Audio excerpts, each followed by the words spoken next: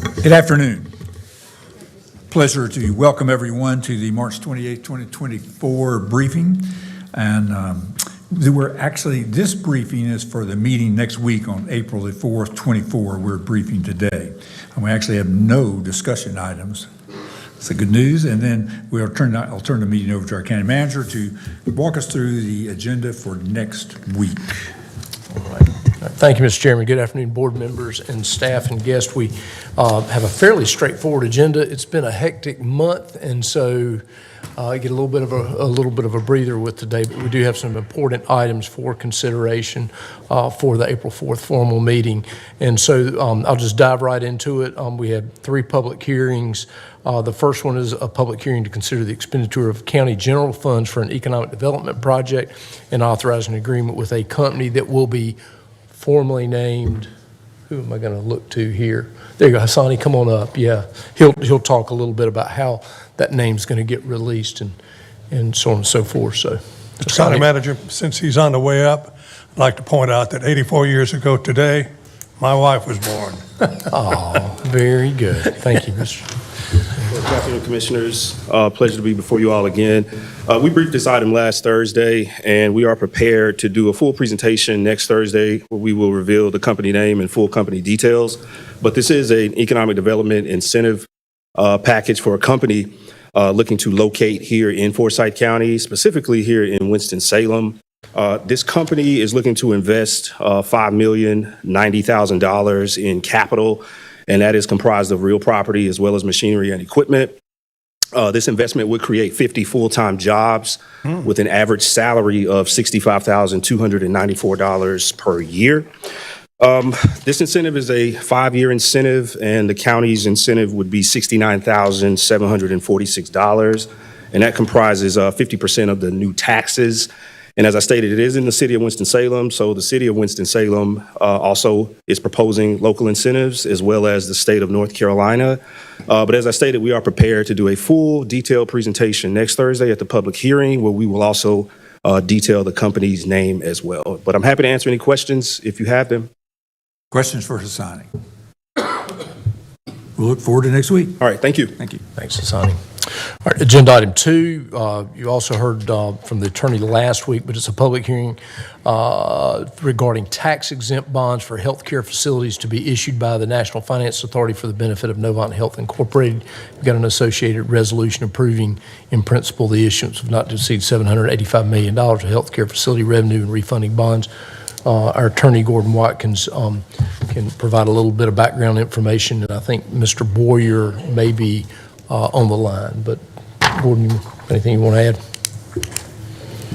No, again, this is, these bonds do not involve any potential liability for Forsyth County, but it is required pursuant to federal law that the county where the projects are located approve them. As Mr. Boyer indicated, some of the projects are in Mecklenburg County, and those will be approved by Mecklenburg, so we don't have to worry about those. But he will have a presentation next week at the formal meeting, and that will show a few pictures of some of the construction work that's been going on in Kernersville and at the Forsyth Memorial Hospital. Any questions? All right. Thank you, Gordon. And then the final public hearing, it was carried over from the last meeting. It is a zoning petition of Jerry Stoltz and Patty Stoltz from AG to General Business L. You've got a list of uses there. It was zoning docket F1637. And I think you've seen it twice, but I'll turn it over to Chris. Yeah. I was going to say, I'm not going to run through the PowerPoint. I believe we've probably seen it enough. I am available to answer any questions. I have not myself had any conversations with anyone since that meeting for either the petitioners or for the opposition. But again, I am glad to answer any questions if anyone has any, if I can answer them. I might ask one, because I understand there was a public meeting in Tobaccoville this past week. I guess this week, like 2 days ago.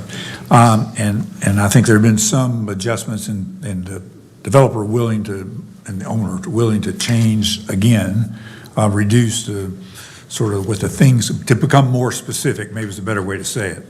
And I think one of the issues is probably it's in this long list here on our thing is that the category that has like drive-through service on it. Does that include, that same category includes, well, let's see, a restaurant without drive-through service must be in one category. Is it a different zoning number if it's a a restaurant with drive-through service? It would be a different use. It wouldn't be a different zoning category, but at this point, they have requested both. All right. Restaurant with and restaurant without. Okay, I got it. I was getting through the narrative. Okay. All right, anyway, I think we are going to have some more reductions in our specificity, narrowing the number of possibilities for development. And the one thing that is important, and I mean, I know a lot of times that folks that have items on here are, a lot of times do watch these briefings. If there have been additional changes, we will need that information conveyed to us, and we will need to have revised written consent and conditions, and we will need to revise the special use permit. So if there are changes being contemplated, hopefully they'll reach out to us before next Thursday, and we can have those, if not included in your packet, at least at your spot. So, Okay, that's good. Thank you. all right, thank you. Very good. So we have 4 items that are special resolutions. The first 3, 4, 5, and 6 really recognize April as certain months. And so next Thursday, we'll have the folks from those different departments come talk to us and basically talk about, you got Public Health Month, Child Abuse Prevention Month, and National County Government Month. So we'll have kind of formal presentation of those resolutions at that time. Item 7 does come to us from the Historic Resources Commission. It is a resolution authorizing the Historic Resources Commission on behalf of Forsyth County to form the Forsyth County America 250 NC Committee, and Heather Bratland is going to talk about what that's all about. All right. Hang on 1 second. Okay, can y'all see that? I think I did it properly. I'm Heather Bratland, one of your 2 Historic Resources Officers, and I'm here with Mike Wakeford, who's the Executive Director of Muse Winston-Salem, and we're here to talk to you about the America 250 Committee for Forsyth County. We're asking you to adopt a resolution officially establishing the committee as the county committee for America 250. Historic Resources staff is planning to be the committee secretary to ensure that all open meetings laws and so on are followed. And then Mike Wakeford, again, who's a professor of history at the School of the Arts and the executive director of Muse, has agreed to be the committee chair. This would be a diverse committee of voting stakeholders from the cultural heritage community in Forsyth County, and then there will be open membership to interested organizations and people. So why are we asking you to do this? America 250 was established in 2016 by Congress with nonpartisan membership, including senators and representatives from both sides of the aisles, private citizens, and representatives from all 3 of the federal branches of government. And then Governor Cooper, in turn, asked the Department of Natural and Cultural Resources within the state government to lead the statewide commemoration. Historic Resources, Historic Preservation are also staffed within the Department of Natural and Cultural Resources. So the Historic Resources team is kind of a natural fit for overseeing or helping manage that commemoration within each county. And the state has asked each county to form an official county committee who will be the liaison between the county and the state to help spread the word about planning efforts, share information about what's going on, help communicate information about the themes, grants, things like that are available. So that's what we're trying to do today, or we'll be trying to do next week.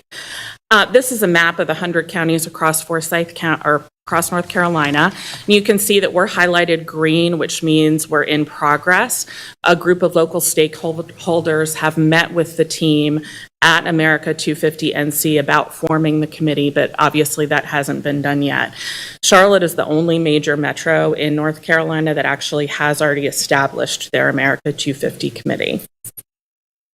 So the committees will be dedicated to some planning and organizing of events, serving, again, as I said, as the local conduit between the state and our local organizations, and then encouraging participation in America 250 from a wide variety of local organizations.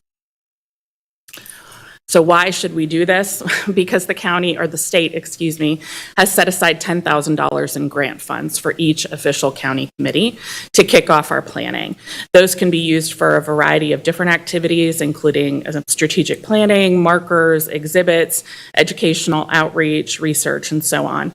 Applications for those grants are due May 3rd. We got very little warning about this coming out, so we're kind of a little behind the 8 ball, and we actually will be bringing a resolution to you, I believe, on April 18th for allowing us to apply for the grant money. Organizations within the community, including municipalities and nonprofit organizations, will also be eligible to apply for specific program grants that range from $2,500 to $30,000, with only a 15% match required. And many of the activities that can be funded with those grants are similar. There will be 2 rounds. Again, the first round of applications for this is due May 3rd of 2024, and then there will be another round opened up in May of next year. And we have already shared this information as widely as possible with people we think would be interested stakeholders, cultural heritage organizations, and so on. So this is a list. In red on the left is the list of a small list of groups that we've invited for sort of an initial meeting. So you'll see the Historic Resources Commission and Muse are involved, the African American Heritage Initiative, Hispanic League, Historic Bethabara, Louisville as a very active local historical society that's representative of our rural community, Old Salem, Out at the Movies, Triad Cultural Arts, the Winston-Salem African American Archive, and then the school system. But once that initial steering committee meets, we are going to send a letter of invitation to participate to all of the invited stakeholders that are on this group. We are hoping to also add the Winston-Salem Foundation to a representative from the foundation to the steering committee. And we're open to adding other stakeholders. This group is intended to be inclusive and diverse and representative of all of our community, not just some, organizations that were here or had people that were here 250 years ago. So in 2024, we're going to convene our steering committee, apply for the county committee grant, develop a website and logo, and then invite stakeholders. In 2025, we'll continue developing those relationships, work with stakeholders, planning and budgeting events, and publicize the coming semi-quincentennial. And then in 2026, there will obviously be a whole year's worth of events throughout the year, and we'll be working to publicize those and get people to participate. So in sum, we're asking you all next week to adopt the resolution establishing the committee. Again, Mike Wakeford will be the committee chair. Staff to the Historic Resources Commission will work as secretary. We really are striving to have a diverse group of members on that committee. And one thing I did not include in the presentation, but I do want to make clear, I keep saying this is not your father's bicentennial. I'm a bicentennial baby, and this is really intended to be something different. The state has developed 2 themes. One is Revolutionary North Carolina, what you would expect, but the other is When Are We Us? And that is a celebration of sort of the perfecting of the union that continues to go on today. The struggle for civil liberties and rights, among women, different races, genders, gender orientation, those kinds of things. So there are plenty of stories from Forsyth County that will fit into that theme and will allow us to engage stakeholders across the community.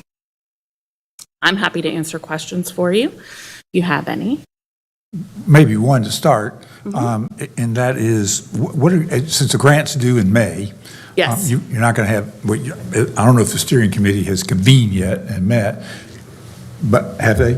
We have not convened yet. We're planning to meet April 11th. So what are you sort of thinking, how complicated is the grant application? The grant application is not complicated. The state actually intentionally because Left it they work vague. on a lot of federal grants. They intentionally made it a much simpler process. Having just worked on a federal grant myself, I can say it looks to be much easier. But so the county committee will be, I think, applying for the grant to do some strategic planning, to develop a website, to get a logo together, and then one of the things you can apply for is an online exhibit. So if we're developing a website and a logo and so on, and then we can put some kind of basic information about the history of Forsyth County and some events and places, people that fit into those themes on that website. That's good. That's great.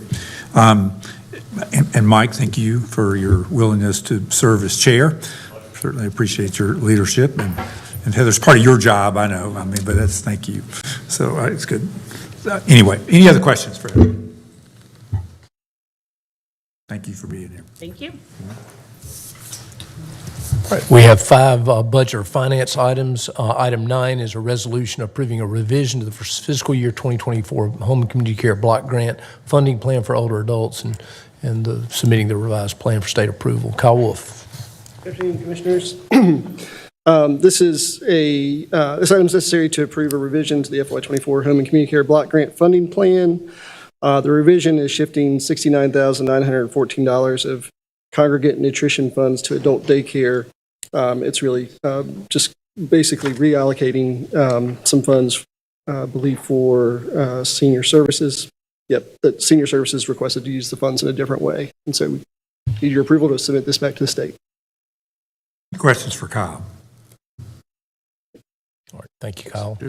The item 10 is also an amendment to the fiscal year 24 budget ordinance to appropriates $94,900 of surplus proceeds to the Motor Vehicles and Mobile Equipment Replacement Subfund, and Kimberly Bussey with Budget Management will review.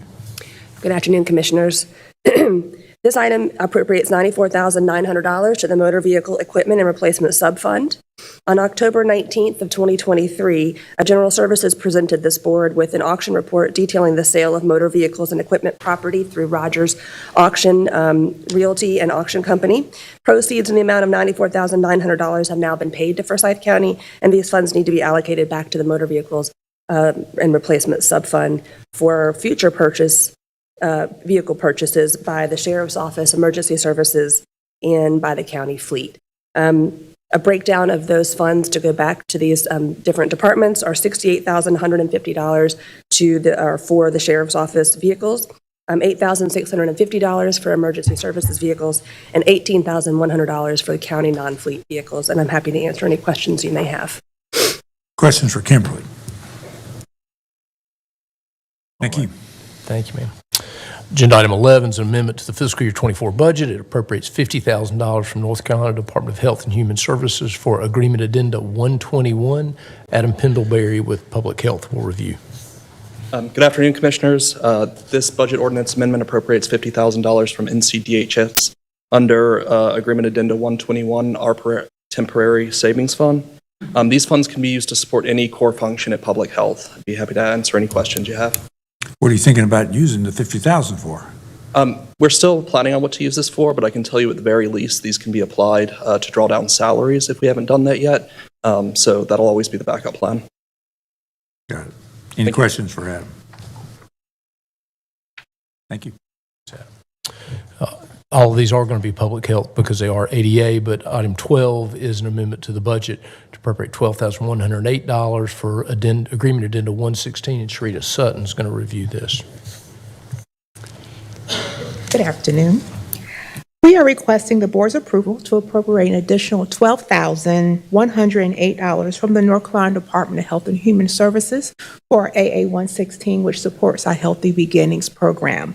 The funds will be used to support the Healthy Beginnings and infant mortality reduction program. Any questions? Any questions for Sharita? Thank you. Okay, thanks, Rita. Item 13, Camellia Pleasance will review. It's a budget amendment for $16,250 for Agreement Addenda 452. Good afternoon.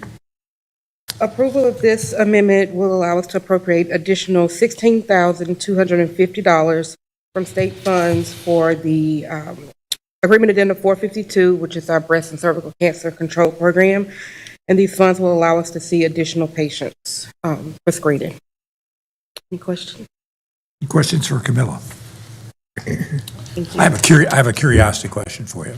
The curiosity question is on, are these redistributed, these redistributed funds from FY '24 that DHHS finds not spent, reallocates? I'm just kind of curious because both of these two look like some pro rata distribution of leftover funds that are coming. Obviously, I wouldn't think it's new funds that are creating these. That I'm not sure of. I'm not sure where they get the additional the funds from, but they do let us know that they have some funds remaining if we needed to see additional patients to just make the request. Good, Adam, may And I can confirm that, Commissioner Martin, these are reallocated funds, so if there are counties that haven't spent theirs throughout the year, DHHS checks on that and reallocates those. Thank you both, Thank you. Camilla and Adam. Yeah, and I'll add my thanks. Public health is aggressive about when they see those opportunities, bringing them to you. And so the fact that you're seeing them means that they understand that we can use those here in this community, and we'll go through the steps necessary to get them into the system. So So you have to request them, they're not just distributed. and you have to approve them, so. I got it. Yeah. Okay, thank All you. right. We have a number of grant items. Constantine Stamati with Parks and Recreation will come up and review items 14 and 15. And I'll just introduce them and you can go into detail, Constantine. But item 14 is a resolution for an application with Duke Energy Foundation at Blues Lake. And then the other one is a Parks and Recreation Trust Fund grant. So, Constantine. Good afternoon, Commissioners. So the first resolution authorizes us to apply for a $20,000 grant from Duke Energy Foundation. If we are successful, the funds will be allocated to install interpretative signs throughout soon-to-be-open Blues Lake Park. These informational displays, I like to call them, aim to provide park visitors with the opportunity to learn more about the fauna and flora of the area, as well as the importance of preserving green spaces. In addition, the county will contribute $10,000 to this initiative, bringing the project budget to $30,000. I'll be happy to answer any questions you may have on this one.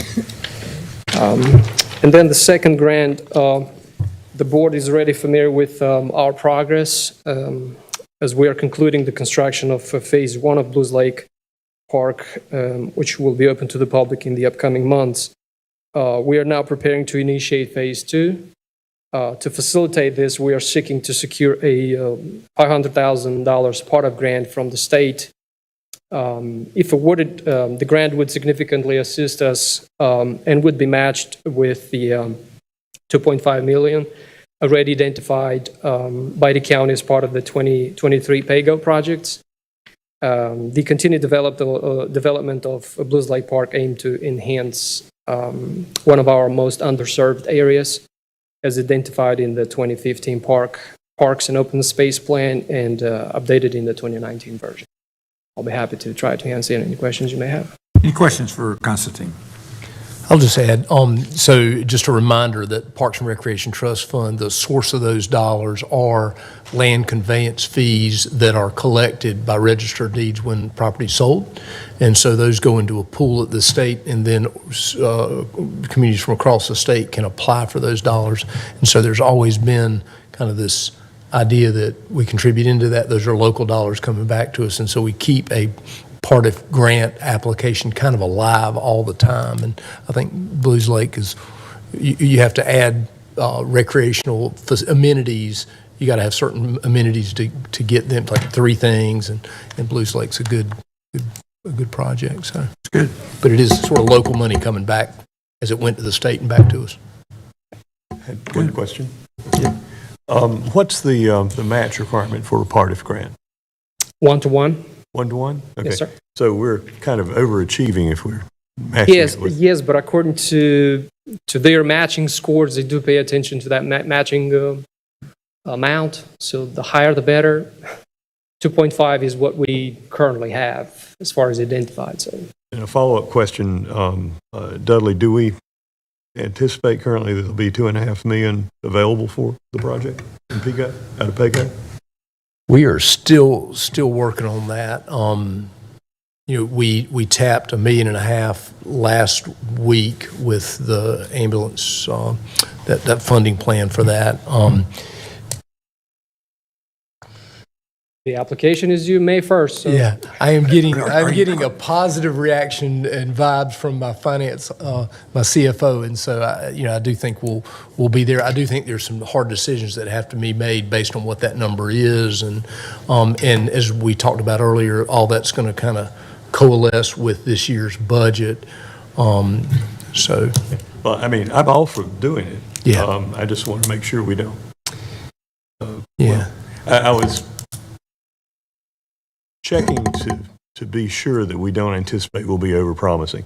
Because if we say we're going to match it with $2.5 million, and then we don't get the grant of $500K if we don't follow through on that. So. And it'll be fall, right? I think it's usually find out about that in the fall. So we've got some time in the interim, and then if you think about it, you got PAYGO this year. You'll also, next year, starting in July, is a 2/3 bond year. And so in budget discussions we're having right now is what the 2/3 bonds projects look like. So there's a potential funding source there. And then you've really got the 24 PAYGO, and about the time about the grant, you'll know 23 PAYGO will be done, 24 PAYGO will be done. And so I feel pretty confident that there are a couple different revenue sources to match the grant with if we land there. Good. Well, I'm good. I just wanted to check in advance. Other questions for Mike? Thanks, Constantine, excuse me. And also, we did Apologize. Parks and Rec budget yesterday, and Constantine's our business manager for all that, and they've done a really good job, and you'll be impressed when we show you the budget for Parks and Rec. They've done a great job with managing the enterprise activities at the parks, and so we'll be excited for that opportunity. So, thank you. Agenda item 16 is a resolution authorizing submission of an application to North Carolina Foundation for Soil and Water Conservation to apply for and accept if awarded a grant to purchase a no-till planting drill. And I'll let Mike Bowman with Soil and Water review this. And of course, our expert, Commissioner Linville, can tell us about a no-till drill and if we need to go into any more details. So. The Soil and Water Board has been leasing out a no-till drill for 14 years, and it's got several thousand acres on it now, and they want to upgrade. And about the same time they made that decision, this grant became available. So I'm here representing the Soil and Water Board, requesting your permission to allow us to proceed with the application for the grant fund. Good. Would you like to add anything, Commissioner Linville, on the? Sir? Would you like to add anything about to get it correctly, a no-till planting drill? I'm just going to use my own, so if I break it, I'll just have to fix it. I don't want to fix somebody else's stuff. Any other questions for Mike? Thank you. Thank you, Mike. All right, we have one contract for consideration. It is a resolution authorizing execution of a lease agreement with Humane Solutions Spay-Neuter Program for surgical space inside the Forsyth County Animal Shelter Building. And Kirsten Briggs, our Animal Control Director, will review this item, and she's got some guests in the audience from Humane Solutions as well. So, good afternoon, Commissioners. This resolution would be entering us into a lease agreement as well as a service agreement with Humane Solutions Spay and Neuter Program in exchange for providing spay and neuter surgeries to shelter dogs and cats. The one-year agreement would provide access to our surgical space as well as our former office space that was occupied by the Sheriff's Office to provide spay and neuter for not only shelter animals, but for community feral cats.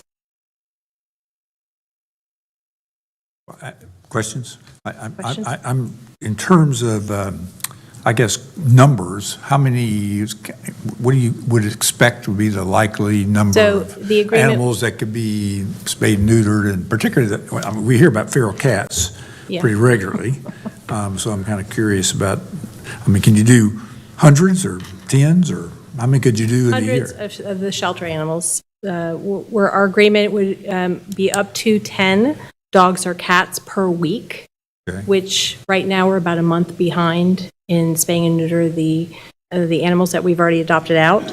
So this would really help with, not having to transport them to the Humane Society of the Piedmont in Greensboro. We could just get them in it would be on Sundays. We already have staff there to assist moving the animals back and forth, and they could go out already being spayed and neutered. And on the other day of the week, that surgical space, which is currently not being used, as well as the office space, could be used then for the feral cats. And I could invite Layla up to speak about how that is going to work on their end. Okay. Good afternoon, Commissioners. I'm Leila Warren. I'm a founder of Humane Solutions Spay Neuter Program. So the feral cat program we're talking about is basically for anyone that has a wild cat that lives outside. It will be trapped, neutered, and then returned to its original location. We anticipate having surgeries done mainly on Sundays or Mondays, and we anticipate up to 30 cats per day. Wow. Wow. Volume of calls that provide that? I mean, I'm just... The vets are trained in high volume spay neuters, so they can do it quickly. And obviously, if there's more male cats, they'll go quicker. But the female cats take just a little bit longer. But yeah, we plan to be open from 8 a.m. to 4 p.m. So during that time, they can do that many. And you actually go and trap the cat in the location? We have caretakers that will trap and bring them to the shelter. Okay. Yeah, you provide the trap? We do have a trap program, yes. We have about 25 traps in our program. And so did I hear it correctly when we met earlier, that it actually leverages volunteer time from vets who are willing to work in our shelter? That is correct. Yeah. Yes, we are paying the vets, but some of them are retired, and others are just supplementing their hours. So we've got about 8 right now that are interested in helping us out. Well, that's great. That's a great partnership. And it's Kirsten, great. thank you. It's great to get the surgical suite was put in as an alternate service level in a budget a couple of years ago, and to get it back activated is really good. So this will be great. Any other additional questions? Thank you both. Thank you. Thanks. Yep. All right, we have one appointment. Has that closed? What's the? So this appointment was put back on the agenda from a mistake that I made last week. Okay. So that's what it's for. All right, so we'll get that squared away. Item 19 are refunds, and as I said when we started the meeting, it's pretty quick agenda, and so that is all we have for today. It's good. Thank you very much. Happy Easter. Yeah, absolutely.